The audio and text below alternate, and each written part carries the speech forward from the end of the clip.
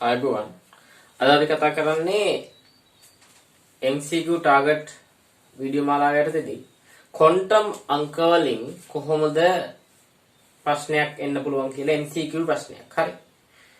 එතකොට ක්වොන්ටම් අංක පිළිබඳව ක්වොන්ටම් අංක කුලකයේ ලියා ගැනීමට තාම බැරි නම් ඩිස්ක්‍රිප්ෂන් එකේ තියෙනවා ලින්ක් එකක්. මම හොඳින් පැහැදිලි කරලා තිනවා. ඒ වීඩියෝ එක බලලා ඉන්න. හරි. එහෙනම් ක්වොන්ටම් අංක වලින් කොහොමද ප්‍රශ්න අහන්නේ කියන එක අපි දැන් බලමු. ඊට පේනවා මුලින්ම අපිට මේ ගැන කතා කරමු. අපිට දෙනවා මූලද්‍රව්‍යයක නමක්. සෝඩියම්, කැල්සියම් ඔය වගේ. එහෙම නැත්නම් පරමාණු ක්‍රමාංකය. මූලද්‍රව්‍ය නම හරි පරමාණු ක්‍රමාංකය හරි දීලා අපිට කියන්නේ ශක්තිය වැඩිම ඉලෙක්ට්‍රෝනේ ක්වොන්ටම් අංක කුලකයේ ලියන්න කියයි. හරි. එහෙම නැත්නම් බාහිරතම කවචයේ ඌ ශක්තිය වැඩිම ඉලෙක්ට්‍රෝනේ ක්වොන්ටම් අංක කුලකයේ ලියන්න කියයි. හරි. එතකොට බාහිරතම කවචයේ නෙමෙයි ශක්තිය වැඩිම කියලා ප්‍රශ්නයක් එනවනේ. එහෙම වෙන්නේ නැහැ කියලා වාට ඉලෙක්ට්‍රෝන වින්‍යාසය හොඳට ලියන්න පුළුවන් නම් මතක් වෙයි. මොකද බාහිරතම ශක්ති මට්ටමේ තියෙන පෝයිස්ට වඩා අභ්‍යන්තර ශක්ති මට්ටමේ තියෙන 3D ගේ ශක්තිය වැඩිනේ. එහෙනම් මේ වගේ D ගුණය මූලද්‍රව්‍යයක් ගත්තම එයාගේ අභ්‍යන්තර D මට්ටමේ D උපමට්ටමේ ශක්තිය වැඩි බාහිර පෝයිස් උපමට්ටමට වඩා. එහෙමනම් ශක්තිය වැඩිම කිව්වම් අපි ගන්නේ අවසානයේටම පිරුණු ඉලෙක්ට්‍රෝනය අඩංගු වන උපමට්ටම. හරි. බාහිරතම කවචය කිව්වහම අපි අභ්‍යන්තරයව සලකන්නේ නැතුව බාහිර එකම සලකලා ඒකේ තියෙන ශක්තිය වැඩිම උපමට්ටම බලනවා. යම් කිසි ශක්ති මට්ටමක තියෙන උපමට්ටම් වල ශක්තිය වැඩි වෙන්නේ S P D F කියන අණුපිළිවෙල ටික කියලා වාට මතක ඇති. හරි. ඒ වගේම ආයෙ අහන්න පුළුවන් ශක්තිය වැඩිම යම් කාක්ෂිකයක පවතින ඉලෙක්ට්‍රෝනයක ක්වොන්ටම් අංක කුලක. හරි. ඒ කියන්නේ යම් කිසි පරමාණුකයක පරමාණු ක්‍රමාංකය හෝ නම දීලා එහි ශක්තිය වැඩිම p ඉලෙක්ට්‍රෝනයේ ක්වොන්ටම් අංක කුලකයේ ලියන්න කියන්න පුළුවන්. ශක්තිය වැඩිම s ඉලෙක්ට්‍රෝනයේ ක්වොන්ටම් අංක කුලකයේ ලියන්න කියන්න පුළුවන්. හරි. ඒ වගේ එනවා s p d f හතරෙන්ම අහන්න පුළුවන්. හරි. ලියන්න කියන්නේ ඇත්තටම මේක MCQ විදියට එන්නේ. ශක්තිය වැඩිම p ඉලෙක්ට්‍රෝනයේ ක්වොන්ටම් අංක කුලකය වන්නේ. හරි. අන්න ඒ වගේ ඉන්න පුළුවන්. තේරුණාද? දැන් ක්වොන්ටම් අංක අර කලින් කිව්වා වගේ තේරෙන්නේ නැත්නම් ලියන්න. ඩිස්ක්‍රිප්ෂන් එකේ තියෙන වීඩියෝ එක බලන්න ලින්ක් එකෙන් ගිහිල්ලා. හරි. තව මේ වගේම අයනයක පරමාණුක නෙමෙයි අයනයක ධන හෝ ඍණ වෙන්න පුළුවන්. අයනයක ශක්තිය වැඩිම ඉලෙක්ට්‍රෝනයේ ක්වොන්ටම් අංක කුලකයේ ලියන්න කියන්න පුළුවන්. නැත්නම් යම්කිසි අයනයක් අරන් ඒ අයනයේ තියෙන ශක්තිය වැඩිම S ඉලෙක්ට්‍රෝනයේ ක්වොන්ටම් අංක කුලකයේ ලියන්න කියන්න පුළුවන්. හරි. දැන් හිතන්නකෝ කැල්සියම් කියලා. නිකම් පොඩි උදාහරණයක් මම මෙතන උදාහරණ කතා කරන්නේ නැහැ වෙන ටික කියනවා විතරයි. කැල්සියම් ගන්නකො මම මේ විතර අවශ්‍ය නිසා පැහැදිලි කරන්නේ. කැල්සියම් ගත්තම එයාගේ ඉලෙක්ට්‍රෝන වින්‍යාසය 1s2 2s2 2p6 3s2 3p6 4s2. එතකොට කැල්සියම්ගේ ශක්තිය වැඩිම S ඉලෙක්ට්‍රෝන කියන්නේ මෙයා. මෙන්න මෙයා. මෙන්න මේක. හරි. හැබැයි කැල්සියම් 2+ වල ශක්තිය වැඩිම ඉලෙක්ට්‍රෝන S ඉලෙක්ට්‍රෝනය සරකුවොත් කැල්සියම් 2+ වල නම් කවුද එන්නේ? කැල්සියම් වල මෙයා නම් කැල්සියම් 2+ වල කියන ඉලෙක්ට්‍රෝන දෙකක් ඉවත් වෙලා මේ දෙන්න නැහැ. එහෙනම් මෙයා. අන්න කැල්සියම් වල අහන්නේ අපෙන් කැල්සියම් 2+ වලයි. අන්න එතකොට වර්ධිනවා. එතකොට ඔයා ටග්ගාව කැල්සියම් මතක් කරන් ගත්තොත් වර්ධිනවා. හරි. අයනයක අහනවා නම් කෙලින්ම අයනයේ ඉලෙක්ට්‍රෝන වින්‍යාසය ලියා ගන්න. හරි. සාමාන්‍යයෙන් ලියන්න දෙයක් නැති වෙන්න ඕන ඔයාට. ලිව්වේ නැතත් ටක් ගාලා මතක් කරලා මේක ගන්න පුළුවන් හැකියාව තියෙන්න ඕන. හරි. එතකොට යම් කිසි ක්වොන්ටම් අංක කුලකයක් ලියන්න වෙන්නේ අපිට මෙන්න ඉලෙක්ට්‍රෝන වින්‍යාසය මෙන්න මේ එක කොටසක් මේ කොටු කරන්නේ මම. අන්න මේ කොටු එක කොටුවක ප්‍රමාණයක් අඳුර ගන්න පුළුවන් නම් හරිනේ. කොහොමද කරන්නේ? දැන් මෙයාට අදාළව ලියනවා නම් මේ 4 කියන්නේ n. හරි. n සමානයි 4යි. හරි. ඊට පස්සේ l. l කියන්නේ උපශක්ති මට්ටමනේ. s නේ. s නම් l වලගේ බිඳුවයි. හරි. ඊට පස්සේ ml. ml s නම් අනිවාර්යෙන් ඉන්න ඕනේ බිඳුව විතරයි. p වලට නම් 3ක් තියෙනවා කියන්නේ. d වලට 5ක් තියෙනවා. ඒක ආක්ෂික නිරූපණය කරන්න ml වලින් ඒ නිසා. s වල එක ආක්ෂිකයන් නිසා බිඳුව විතරයි. හරි. සාමාන්‍යයෙන් කටපාඩම් ක්‍රමයක් තියෙනවා මේ මතක ඇති ධන l වල ඉඳන් ඍණ l දක්වා තියෙන පූර්ණ සංඛ්‍යා යෙදෙනවා කියලා කාක්ෂික අංකණය කරන්න. දැන් p කාක්ෂිකය ගත්තොත් මෙහෙම 3යි. එතකොට p වල l වල අගය 1යි. එතකොට ධන l වල ඉඳන් ඍණ l වලට අගය කියන්නේ ධන 1 බිඳුව ඍණ 1. මේ විදිහට. හරි. එතකොට මේක මේ විදිහට දාන්න පුළුවන්. නැත්නම් මේ ඍණ සාමාන්‍ය සංඛ්‍යාවක දාන්න දිනු ඍණ 1 බිඳුව ධන 1 මේ විදිහට. හරි. මෙහෙම අංකණය වෙනවා. හරි. අංක 3 තියෙනවා. හරි. නමුත් ඒක කටපාඩම්ෙන් එහෙම කරන්න එපා. සාමාන්‍යයෙන් පුරුදු වෙන්න. මේ කාක්ෂික ඔත්ති සංඛ්‍යාවන් තියෙන්නේ 1යි 3යි 5යි 7යි විදිහට තියෙන්නේ. එතකොට මැද මේක බිඳුව විදිහට නම් කරන්න. දකුණු පැත්තට ධන 1 ධන 2 ආදී වශයෙන් පූර්ණ සංඛ්‍යා ලකුණු කරන් යන්න. වම් පස්සට ඍණ 1 ඍණ 2 ආදී වශයෙන් ඍණ පූර්ණ සංඛ්‍යා සලකුණු කරන් යන්න. ඒක පුරුදු වෙන්න. හරි. ඒ විදිහට තමයි ක්වොන්ටම් අංකුලක එන්නේ අපිට ලියන්න හරි ගලපන්න හරි. එතකොට ms වලගේ මේක ඇහුවොත් හරි ms වලගේ ඒක අපි ඉතින් මේ කාක්ෂිකයක තියෙන ඉලෙක්ට්‍රෝන දෙකේ භ්‍රමණ දිශාවනේ තියෙන. ඉතින් අපි ඒක හරියට දන්නේ නැහැ. අර කාක්ෂිකයක් අංකණය කරන්න දන්නේ නැහැ වගේ තමයි. හරි. එක්කෝ ධන භාගය නැත්නම් ඍණ භාගය හෝ ඍණ භාගය. එහෙම එන්නේ. දැන් මේ m l සහ ms වල කියන්න අපිට හරියට තීරණය කරන්න බැරි නිසා අපිට මේ ක්වොන්ටම් අංකුලක කොයිලකල් ලියන්න කියලා දෙන්නේ නැහැ රචනා ප්‍රශ්න වලවත් ස්ට්‍රක්චර්ඩ් වල. අපිට MCQ එක මේ දීලා මේක තියරි එකේ මොකක් හරි අහන එක තමයි කරන්නේ. හරි.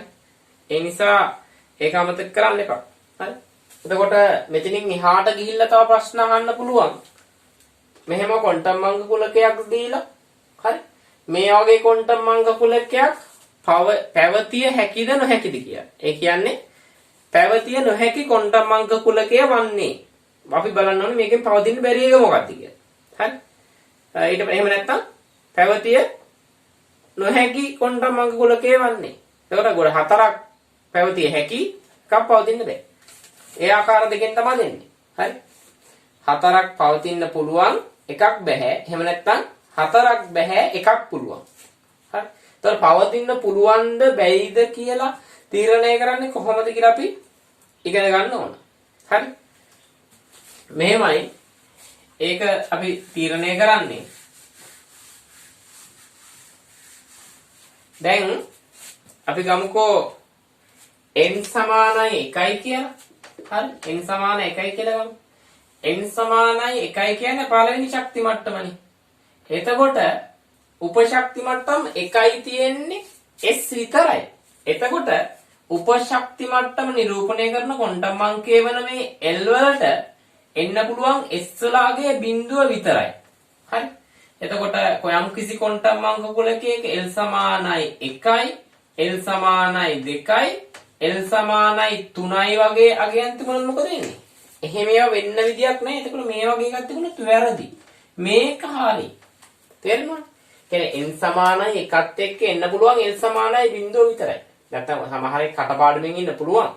n සමානයි 1ට එන්න පුළුවන් ධන ඍණ වලගෙන් කියලා එහෙම අර ඉස්සරහා ගියන්ත් එක්ක. එහෙම බෑ මෙතන. හරි. මෙතන මතක තියාගන්න අර. කියන්නේ අවබෝධයෙන් ඉන්න. n සමානයි 1 කියන්නේ පළවෙනි ශක්ති මට්ටම. එහෙනම් l වලින් නිරූපණය වෙන්නේ උපශක්ති මට්ටමනේ. එහෙමනම් පළවෙනි ශක්ති මට්ටමේ තියෙන උපශක්ති මට්ටමක් තමයි මේ l නිරූපණය වෙන්න ඕන. තියෙන්නේ s විතරයි පළවෙනි එකේ. එහෙනම් l සමානයි බිඳුව විතරයි. මේ 1 2 3 එන්න බෑ. p d f කියන ඒවා නෑ. එහෙනම් ඒවට අදාළ ඒවා තියෙන්න බෑ. ඒ වගේ එකක් පැවතිය නොහැකි. හරි. ඊට පස්සේ අපි බලමු n සමානයි 2 වුණොත් මොකද වෙන්නේ? n සමානයි 2 වුණොත් n සමානයි 2 වුණොත් එයාගේ තියෙනවනේ s තියෙනවා p තියෙනවා. s තියෙන නිසා හරි l සමානයි බිඳුව කියලා එන්න පුළුවන්. හරි. p තියෙන නිසා p වලගේ සමානයි 1නේ. l සමානයි 1 කියලා එන්න පුළුවන්. නමුත් l සමානයි 2 d වල l ලගේ හරි සහ l සමානයි 3 f වලගේ එන්න බෑ. එහෙනම් මේවා වැරදි. එහෙම આવොත් වැරදි. ඒ සමානයි 2ට. n සමානයි 3 ගත්තොත් n සමානයි 3 හරි තුන්වෙනි ශක්ති මට්ටම n සමානයි 3 කියලා ගත්තොත් තුන්වෙනි ශක්ති මට්ටමේ අපි දන්නවා තියෙන්නේ s p d කියන උපශක්ති මට්ටම විතරයි. f නෑ. හරි. එහෙමනම් l සමානයි බිඳුව වෙන්න පුළුවන්. l සමානයි 1 වෙලා තියෙන්නත් පුළුවන්. l සමානයි 2 වෙන්නත් පුළුවන්. l සමානයි 3 වෙන්න බෑ මොකද f නෑ. හරි. යම් කිසි ශක්ති මට්ටමක තියෙන උපශක්ති මට්ටම් ගණන එහි ප්‍රධාන ක්වොන්ටම් අංකයේ සංඛ්‍යාවෙන් නිරූපණය වෙනවා. ඒක කටපාඩම් තියරියක්. හරි. මොකද නැතුව සෛද්ධාන්තික දෙයක් නෑ. කටපාඩම් තියරියක් විතරයි. ඒ කියන්නේ පළවෙනි ශක්ති මට්ටමේ n සමානයි 1යි. ඒ කියන්නේ උපශක්ති මට්ටම් 1යි s විතරයි. දෙවන ශක්ති මට්ටමේ ප්‍රධාන ක්වොන්ටම් අංකය n සමානයි 2යි. ඒ කියන්නේ උපශක්ති මට්ටම් 2යි s හා p විතරයි. 3 n සමානයි 3යි. තුන්වෙනි ශක්ති මට්ටම ඒ කියන්නේ උපශක්ති මට්ටම් 3යි spd විතරයි f නැහැ. මේ කටපාඩම් කරන එකක් කියන්නේ මේක. තියරිටිකලි මොකුත් නැහැ මේක සත්‍යතාවයක්. හරි. කටපාඩම් කරගන්න හොඳයි මේ විදිහ කියන්නේ. දැන් හතරවෙනි ශක්ති මට්ටම ගත්තොත් n සමානයි 4යි උපශක්ති මට්ටම් 4යි spd f හතරම දිනන හතරවෙනි ශක්ති මට්ටම. ඉතින් එහා කතා කරන්න යන්න එපා. අපිට අදාළ නැහැ. හරි. එතකොට මේ වගේ විතර දෙන්නේ තව වරද්දන්න එන්නේ නැහැ. තව එහාට මෙහෙම මීට එහාට එන්න පුළුවන්. අපි ඉතින් එහාට ගිහින් කතා කරමු. හරි. අපි ගමු දැන් මෙහෙම n සමා n ඕනේ l සමානයි බිඳුව වෙලා ml ට එන්න පුළුවන්ද ධන 1 බෑනේ. බිඳුවයි කියන්නේ s නේ. නෑ එක කාක්ෂිකයනේ. එතකොට ml ට එන්න පුළුවන් s වල නම් හරි බිඳුව විතරයි. හරි. දැන් p එකක් වුණා නම් ඍණ 1 සහ ධන 1 එන්න පුළුවන්. p නම් හරි. එතකොට ධන 1 ආවොත් මේක වැරදි. හරි. තේරෙනවද? අපි ගමු ඊට පස්සේ l සමානයි බිඳුව වෙලා ml සමානයි බිඳුව ආවොත් හරි. ඇයි ml බිඳුව 1යි තියෙන එකට බිඳුව විතරයි. අපි l සමානයි 1යි කියලා ගමු. l සමානයි 1යි. 1යි කියන්නේ මේ. 1 කියන්නේ මොකක්ද මේ? නිරූපණය කරන්න. p උපශක්ති මට්ටම මේක. එහෙමනම් ml ට එන්න පුළුවන් අගයන් වෙන්නේ ඍණ 1 බිඳුව හෝ ධන 1. හරි? ඍණ 1 බිඳුව ධන 1 බිඳුව ඍණ 1 එන්න පුළුවන්. මේවා තිබුණොත් හරි. ඔය තුනෙන් එකක් තිබුණොත් හරි. නමුත් ධන 1 මේ ධන 2 වගේ එකක් තිබුණොත් l සමාන 1 වෙනකොට වැරදි. මොකද l සමාන 1 කියන්නේ p වලට ml ධන 2 එන්නේ නැහැ. ml ධන 2 එන්න නම් තව කාක්ෂික මෙහෙන් තියෙන්න ඕනේ මෙහෙම. කාක්ෂික 5. එතකොට තමයි ධන 2 ඍණ 2 එන්නේ. හරි? ධන 2 ඍණ 2 එන්නේ මේ විදිහට. එහෙනම් ධන 2 එනවා නම් මෙතන d වෙන්න ඕන. හරි? d උපමට්ටම වෙනවා. d උපමට්ටම කියන්නේ l සමානයි 2යි කියන එක. හරි? ඒ වගේ වරද්දලා එනවා.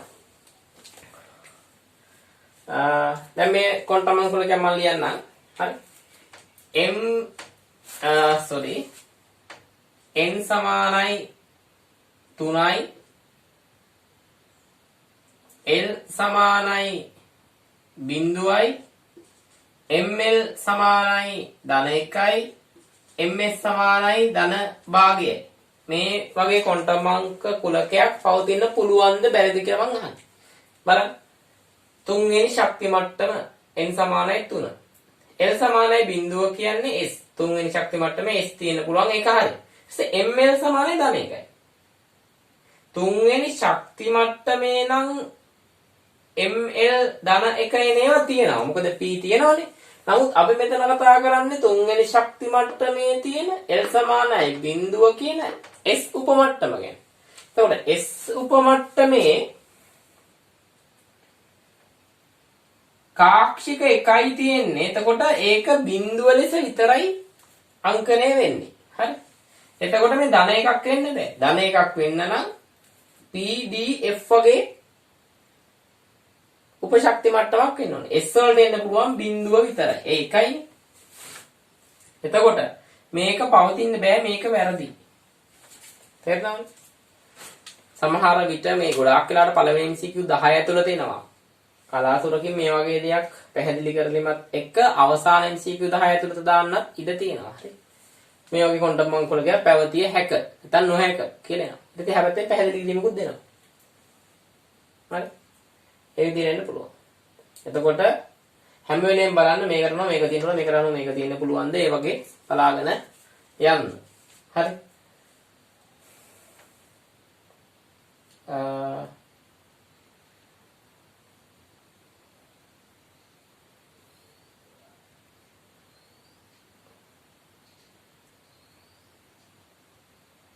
ක්වොන්ටම් අංක කුලකයක් අපට දීලා ඒක හරිද වැරදිද කියලා අහනකොට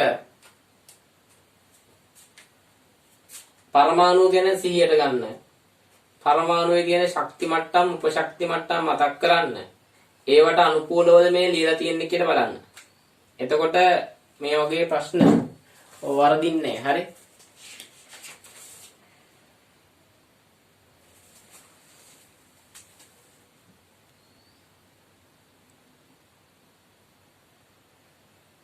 දැන් මේකට වැදගත් අර කෙටි ක්‍රමයේ වගේ කියන කිව්වෙම ඒක ඉතින් කටපාඩම් තියරියක් බලන්න යම් කිසි උපශක්ති මට්ටමක් S කියලා ගමු. S වල L වලගේ බිඳුවයි මෙයාගේ තියෙන්න පුළුවන් කාක්ෂික සංඛ්‍යාව. එහෙම නැත්නම් කාක්ෂික නිරූපණය කරන ml වල අගයන් ටික වෙන්නේ මොකද්ද? ධන l වල සිට ඍණ l දක්වා. හරි? ධන l සිට ඍණ l දක්වා. හරි බිඳුවත් ඇතුළත්. එතකොට මේක l බිඳුව නිසා ධන බිඳුව ඍණ බිඳුව කියලා එකක් නැහැ. මැද තියෙන බිඳුව විතරයි මෙයාට ඉතුරු වෙන්නේ. එතකොට හරි s ට ඉතුරු වෙන්නේ. p ගත්තොත් p වලගේ මොකක්ද l වලට එන්නේ එකයිනේ. එතකොට ඍණ 1 බිඳුව ධන 1. ඔය විදිහට එනවා. හරි. d එකක් ගත්තොත් l වලගේ දෙකයිනේ d වල. එතකොට ඍණ 2 ඉඳන් ධන 2 වෙනකම්. ඍණ 2 ධන 2. එතකොට 1යි 2යි 3යි 4යි 5යි කාක්ෂික පහට නිරූපණය වෙනවා. ওই කාරණේ මතක තියාගන්න. හරි. ඊට පස්සේ තව මේකෙන් ප්‍රශ්න අහන්න පුළුවන් විදියක් තමයි යම් කිසි ක්වොන්ටම් අංකයක් විශේෂිතව දක්වලා ඒ විදිහට තියෙන්න පුළුවන් ඉලෙක්ට්‍රෝන ගාන අහන්න පුළුවන්. ඒක පරමාණුක වෙන්න පුළුවන්, අයනයක වෙන්න පුළුවන්. හරි.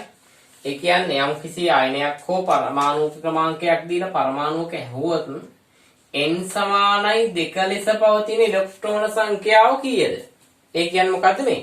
n සමානයි කියන්නේ පද දෙවන ශක්ති මට්ටමේ තියෙන ඉලෙක්ට්‍රෝන සංඛ්‍යාව කීයද කියලා නහන්නේ. n සමානයි 2යි l සමානයි බිඳුව ලෙස පැවතිය හැකි ඉලෙක්ට්‍රෝන සංඛ්‍යාව කීයද? දෙවන ශක්ති මට්ටමේ S උපමට්ටමේ තියෙන ඉලෙක්ට්‍රෝන සංඛ්‍යාව කීයද කියලා මේ යන්න. ඒ වගේම අහන්න පුළුවන් ml සමානයි බිඳුව ලෙස පවතින්න පුළුවන් ඉලෙක්ට්‍රෝන සංඛ්‍යාව කීයද කියලා. හරි? තේරුණාද? ml සමානයි බිඳුව. බිඳුව කියන්නේ මොකද්ද? යම් කිසි උපමට්ටම් වල තියෙන කාක්ෂිකනේ. ඒතකොට S වලත් බිඳුව කියලා කාක්ෂිකයක් තියෙනවා නේ. P වලක් තියෙනවා D වලක් තියෙනවා. එතකොට අපි ගමු සෝඩියම් කියන එක. සෝඩියම් වල 1s2 2s2 2p6 3s1. දැන් නිකන් මෙහෙම නැතුව ml සමානයි බිඳුව ලෙස කීයක් තියෙනවද මොකද කියන්නේ? මෙයාගේ ml බිඳුවයි. මෙයාගේ ml බිඳුවයි. හරි? එකයිනේ තියෙන්නේ. මෙයාගේ s වල ml බිඳුවයි එන්නේ. මෙයාගේ තුනක් තියෙනවා තුනෙන් එකක ml බිඳුවයි. එතකොට මෙතන ඉලෙක්ට්‍රෝන දෙකයි මෙතන දෙකයි මෙතන තුනෙන් තුනක් තියෙනවානේ. ඒ තුන මෙහෙම පිටලා තියෙන්නේ. 1 2 3යි 4යි 5යි 6යි මේකෙන් එකක් බිඳුව. එතකොට මෙතනත් ඉලෙක්ට්‍රෝන දෙකයි මෙතන දෙකයි මෙතන දෙකයි 6යි. එතකොට මෙතන ml බිඳුව වෙන ඉලෙක්ට්‍රෝන එකයි. එතකොට 6යි 1යි 7යි. එතකොට ml සමානයි බිඳුව වෙන ඉලෙක්ට්‍රෝන මේකේ 7ක් තියෙනවා. තේරුණානේ? ඒ වගේ බලන්න පුළුවන් වෙන්න ඕන. ඒ වගේ තව අහන්න පුළුවන්. ms සමානයි ධන භාගයේ ලෙස පවතින ඉලෙක්ට්‍රෝන කීයක් තිබිය හැකිද? ඒ වගේ අහන්න පුළුවන්. හරි. එතකොට එහෙම බලන්න ධන භාගයේ ලෙස කීයක් තියෙනවද කියලා.